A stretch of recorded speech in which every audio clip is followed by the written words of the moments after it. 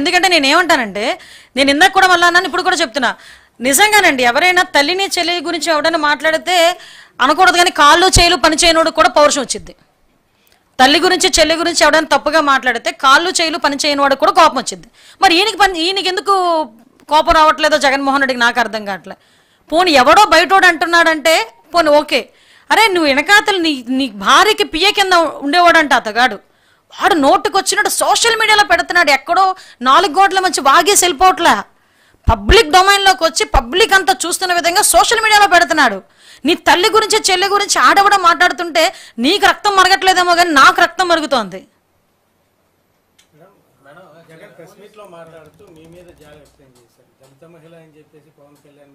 నా గురించి జాలెందుకు కానీ పాపం డాక్టర్ సుధాకర్ని చంపేశాడు కదా, చచ్చిపోయేటట్టు చేశారు కదా, వాళ్ళ కుటుంబం మీద. ఓం ప్రతాప్ పాపం చనిపోయాడు, ఆ కుటుంబం మీద. ఇలాంటి చాలామంది దళితులు శిరోముండనం జరిగిన పాపం ఆ కుర్రోడు వరప్రసాద్, ఆ కుర్రోడు మీద, ఇలాంటి వాళ్ళ మీద జాలి పడమనండి. జాలి మీరు అంటున్నారు, అసలు ఆ పదానికి అర్థం తెలుసా ఆ మనిషికి?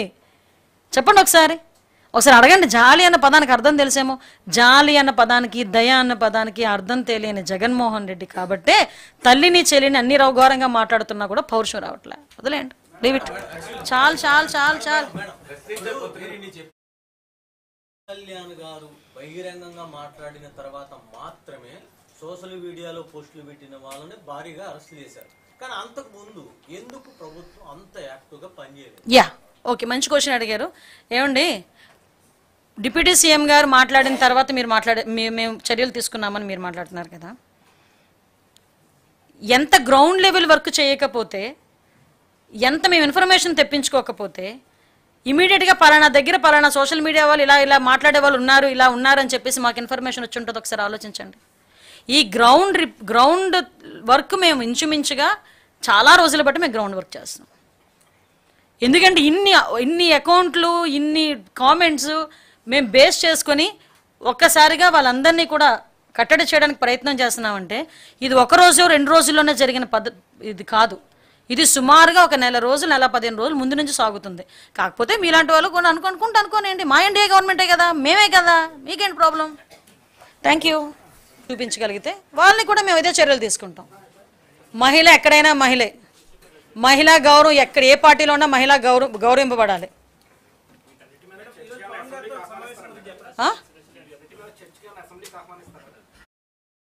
ఒక ఎమ్మెల్యేకి అసెంబ్లీకి రమ్మని ఆహ్వానించాలా?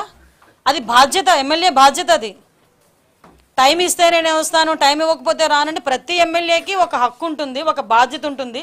అసెంబ్లీకి రావాలి, వాళ్ళ నియోజకవర్గ పరిస్థితుల గురించి మాట్లాడుకోవాలి, ప్రజా సమస్యల గురించి మాట్లాడుకోవాలి అని ఒక ఆలోచన ఉంటుంది. ఆ ఆలోచన ప్రకారం బాధ్యత ఉన్నవాడైతే వస్తారు, బాధ్యత లేకపోతే ఇంట్లో కూర్చుంటారు.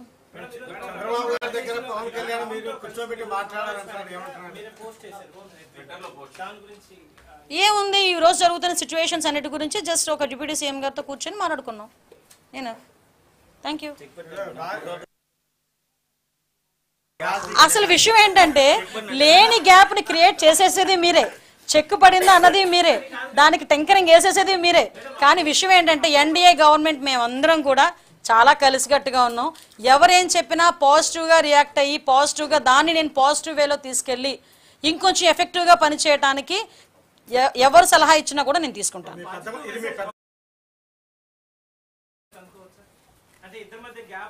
అసలు మీకు విషయం చెప్పనా, పవన్ కళ్యాణ్ గారు నాకు అక్కడికి వస్తున్నట్టు నాకు తెలియదు. నేను నిజంగా చెప్తున్నా, మీరు నమ్మరు, నేను అక్కడ మా ఎమ్మెల్యేస్ అందరితో ఒక మీటింగ్ గురించి అని మేము వెళ్ళాం. అక్కడ సార్ కనిపించారు మీటింగ్ల దగ్గరికి. బయటకు వస్తున్నప్పుడు కట్టసీగా నేను పవన్ కళ్యాణ్ గారు కూర్చొని మాట్లాడుకుని ఇప్పుడు జరుగుతున్న సిచ్యువేషన్స్ అన్నిటి గురించి ఒకసారి ఎక్స్ప్లెయిన్ చేస్తే ఆయన కూడా కొన్ని సూచించారు. దాన్ని బేస్ చేసుకుని ముందుకెళ్తున్నాం. కాంగ్రెస్లో పెట్టిన సందర్భాన్ని మర్చిపోయాడా జగన్మోహన్ రెడ్డి? ఆ రోజు అతను వాళ్ళ మీద ఏదైనా ఒక యాంటీ తీర్పు ఏదైనా వచ్చిందంటే, ఆ గవర్నమెంట్కి వ్యతిరేకంగా ఒక తీర్పు వచ్చిందంటే జడ్జిల మీద కూడా అసభ్యకరమైన పదాలతోని పోస్టులు పెట్టిన సందర్భాన్ని మర్చిపోయాడా జగన్మోహన్ రెడ్డి? మాకు పద్ధతి తెలుసు, మాకు చట్టం తెలుసు, మాకు పద్ధతి తెలుసు, చట్టాలను ఎలా గౌరవించుకోవాలో తెలుసు, కోర్టులను ఎలా గౌరవించుకోవాలో తెలుసు. దాని ప్రకారమే చర్యలు ఉంటాయి. ఏ వారెంట్తో రంగనాయకమ్మని తీసుకెళ్లారు? ఏ వారెంట్, నేను ఒకటే అడుగుతాను, ఏ వారెంట్తో రంగనాయకమ్మని తీసుకెళ్లారు? ఏ వారెంట్తో ఆ రోజు గౌతి శిరీష గారి గురించి మాట్లాడారు? ఏ వారెంట్తో ఇంతమందిని సోషల్ మీడియా యాక్టివిస్టులు అని చెప్పి తీసుకొచ్చి అర్ధరాత్రులు అపరాత్రులు గోడలు దూకి నోటీసులు ఇచ్చారండి? ఈరోజు గుర్తొచ్చినాయా యాక్ట్లు, ఏంటది నోటీసులు? ఇప్పుడు ఈరోజు గుర్తొచ్చినాయా? ఈరోజు మేము ఏం చేసినా పద్ధతి ప్రకారమే చేస్తున్నాం, అది మర్చిపోకూడదు. పద్ధతి ప్రకారమే మేము చేస్తున్నాం, పద్ధతి ఉల్లంఘించి ఎక్కడా మేము చెయ్యం. మాకు కోర్టులు అంటే గౌరవం ఉంది, చట్టాలంటే గౌరవం ఉంది.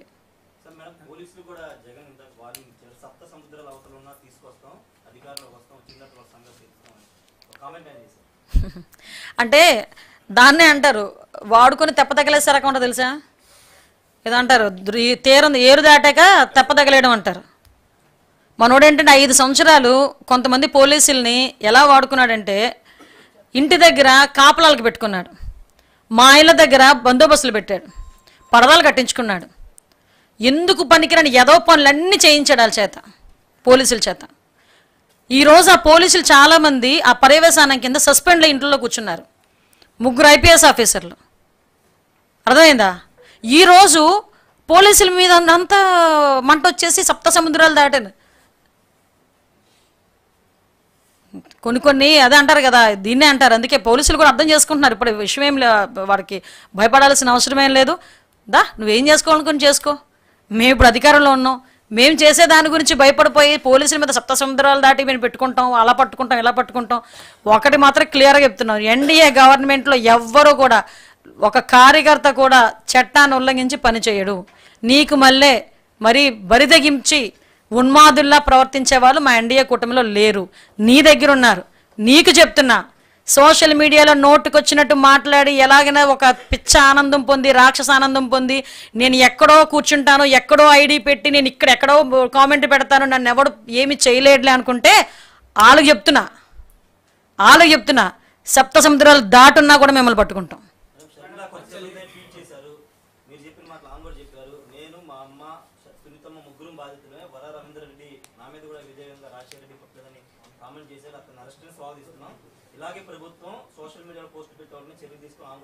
షూర్ అండి, తప్ప కోర్టులోని మన జడ్జిల మీద కూడా చాలా వల్గర్ లాంగ్వేజ్లో పెట్టిన సందర్భాన్ని మర్చిపోయాడా జగన్మోహన్ రెడ్డి? ఆ రోజు అతను వాళ్ళ మీద ఏదైనా ఒక యాంటీ తీర్పు ఏదైనా వచ్చిందంటే, ఆ గవర్నమెంట్కి వ్యతిరేకంగా ఒక తీర్పు వచ్చిందంటే జడ్జిల మీద కూడా అసభ్యకరమైన పదాలతోని పోస్టులు పెట్టిన సందర్భాన్ని మర్చిపోయాడా జగన్మోహన్ రెడ్డి?